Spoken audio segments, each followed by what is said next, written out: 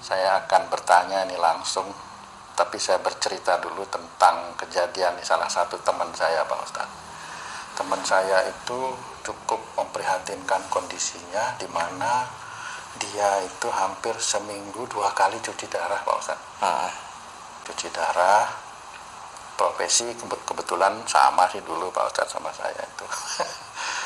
Kasihan, kurus kering dan kulitnya apa tuh namanya, hitam-hitam sampai ada kayak, mohon maaf ya Pak Ustadz, koreng-koreng gitu Pak Ustadz. Penyakit yang dialami memang gagal ginjal. Nah, sebenarnya kalau kita mau hubungkan dengan akhlak gitu Pak Ustadz, gagal ginjal itu disebabkan oleh sisi akhlak salah yang mana kira-kira Pak Ustadz?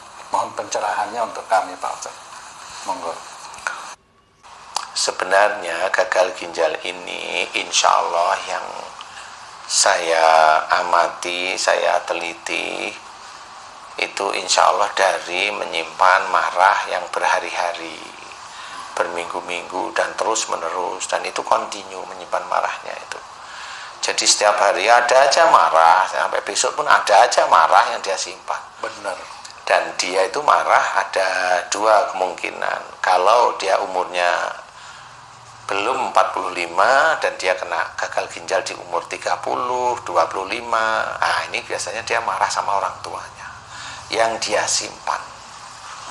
Umpamanya orang tuanya nyakitin ibunya, bapaknya nyakitin ibunya, dia tahu. Umpamanya bapaknya itu selingkuh dan tahu dia selingkuh dan ibunya selalu dipukulin. Nah ini kan marah dia sama bapaknya. Bapakku itu selingkuh tapi yang mukulin ibuku terus. Nah dia marah, dia ada dendam. Nah, ini kan marah terus menerus terus. Kalau dia dengar bapak ibunya berantem itu selalu ibunya yang kalah. Dia selalu benci sama bapaknya. Marah terus. Nah itu bisa jadi gagal ginjal bagi si anak. Bisa jadi gagal ginjal bagi si anak karena anaknya kan nggak ngerti, ibunya juga nggak tahu, bapaknya juga nggak tahu. Suatu ketika muncul di umur mamanya belum 30 udah gagal ginjal. Nah ini juga orang tua juga. Gagal ginjal ini juga sama, bahwa itu disebabkan dari perbuatan si anak itu sendiri kalau sudah akil balik. Sebenarnya orang tua yang kalau saya contohkan seperti itu, rata-rata memang seperti itu. Karena orang tuanya cerai, kemudian dia ikut ibunya, nggak taunya cerainya karena selingkuh mamanya. Nah dia kan selalu dengar cerita, bapakmu dulu gini, akhirnya jengkel sama bapaknya. Nah itu juga menyebabkan dia marah yang disimpan kepada ayahnya. Dan itu tidak ada orang yang tahu. Nah rusaknya ginjal insya Allah salah satunya itu. Salah satunya yaitu menyimpan marah. Nah kalau sudah seperti itu biasanya kalau sudah marah yang disimpan dengan orang tua, umurnya nggak akan panjang. Biasanya meninggal itu ya. Seperti itu biasanya meninggal. Nah ini yang harus kita siasati.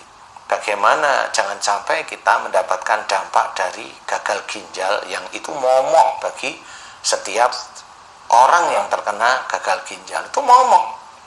Dan orang yang emosionalnya nggak pernah bisa sembuh, nggak bisa dihentikan, itu gagal ginjal terus dia sampai meninggalnya.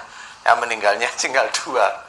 Satu hartanya habis, atau dia memang meninggal karena udah nggak kuat karena emosinya semakin lama semakin tinggi sehingga itu nggak bisa sembuh dengan cepat. Nanti banyak sekali dari dampak dari emosi yang dia nggak bisa selesaikan. Selain gagal ginjal ya bengkak jantung, akhirnya kan komplikasi.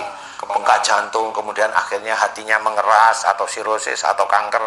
Ya akhirnya begitu-begitu itu. Nah inilah yang harus kita sikapi. Bagaimana kita di dalam keluarga jangan sampai menyimpan amarah. Anak kalau ada orang tua salah, janganlah marah walaupun itu disimpan berhari-hari, berminggu-minggu, berbulan-bulan. Ya nanti si anak ini akan gagal ginjal, insya Allah. Tapi kalau ada anak sebelum akil balik dia gagal ginjal, orang tuanya yang salah. Insya Allah dia menyimpan marah dengan orang tuanya. Jadi dia menyimpan marah, orang tuanya si anak menyimpan marah dengan kakek atau neneknya. Udah itu. Dan itu jelas.